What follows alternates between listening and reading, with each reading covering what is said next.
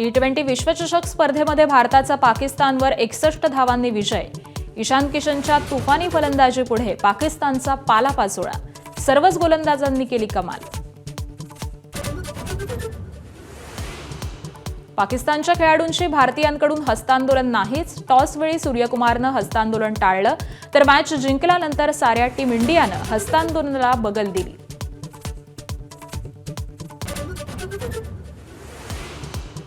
राष्ट्रवादी काँग्रेसच्या राष्ट्रीय अध्यक्षपदावरती आज आमदारांच्या बैठकीत चर्चा। संध्याकाळी मुंबईत बैठक।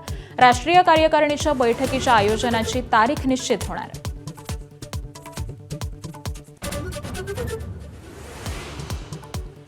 भिवंडी महापौर पदासाठी अर्ज भरण्याचा अखेरचा दिवस। भाजप, शिवसेना, काँग्रेस तीनही पक्ष अर्ज भरण्याच्या तयारीत।